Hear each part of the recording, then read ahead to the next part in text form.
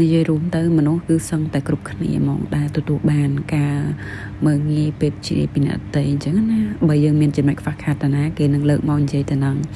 អ្នកខ្លះទៅនឹងស្ថានភាពគ្រួសារគាត់មិនល្អអាចឪពុកម្ដាយគាត់ឆ្លោះគ្នាអាចគាត់គ្មានឪពុកគ្មានម្ដាយអីចឹងទៅអាចយើងរៀនមិនប្រកែអាចយើងរូបរាងមិនស្អាតដូចគេយើងវាមិនឆ្លាតដូចគេគឺតែងតែទទួលបាននៅការអ្វីទាំងអស់នឹងដែលធ្វើឲ្យយើងចងចាំនឹងមិនអាចបំភ្លេចបានមនុស្សម្នាក់គឺសុទ្ធតែមានចំណុចឈឺនៅពេលដែលគេថាមកឲ្យយើងហើយយើងចងចាំហើយអត់ភ្លេចទេប៉ុន្តែគេអ្នកដែលថាយើងគឺគេអត់ភ្លេចបាត់ទៅហើយអញ្ចឹងហេតុអីបានជាមនុស្សចូលចិត្តមើលពីចំណុចអាក្រក់របស់អ្នកដទៃហើយប្រឹងនិយាយដើម្បីឲ្យឃើញថាម្នាក់នឹងអន់ជាងខ្លួនឯងហេតុអីក៏មនុស្សមិនមើលពីចំណុចល្អរបស់អ្នកណាម្នាក់ហើយយើងលើកពីចំណុចល្អនឹងមកនិយាយវាមិនល្អជាងអីវាធ្វើឲ្យយើងសប្បាយចិត្តហើយក៏ធ្វើឲ្យអ្នកដទៃសប្បាយចិត្តដូចគ្នាសម្រាប់ខ្ញុំចូលមកដល់វ័យប៉ុណ្ណឹងគឺពាក្យទាំងអស់ហ្នឹងគឺខ្ញុំជួបច្រើនមែនតើមិនថាជាស្ថានភាពគ្រួសារមិនថាជាទាក់ទងទៅនឹងរូបរាងកាយរបស់ខ្ញុំគឺទទួលបានច្រើនណាស់បងប្អូននិយាយរួមទៅអើយ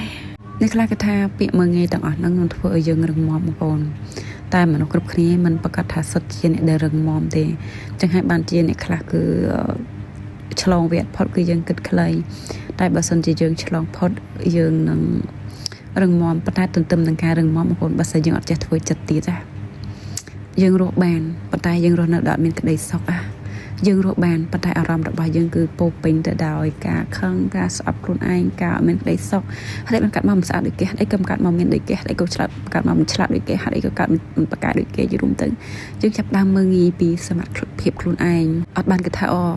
ខ្លួនឯងអាចកាត់ជាមនុស្សដែលមានដៃជើងមានវិជ្ជាគ្រប់គ្រាន់ហើយយើងមានចំណុចល្អនឹងទាំងអស់តែយើងអត់ចេះមើលទេមើលតែពីអ្វីដែលពាក្យដែលដទៃនិយាយមកយើងបែបណាអញ្ចឹងណាបងប្អូន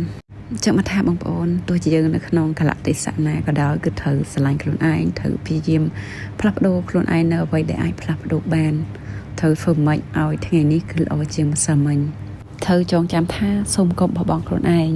ហើយជាពិសេសគឺត្រូវអភិវឌ្ឍខ្លួនឯងផងដែរសូមអរគុណ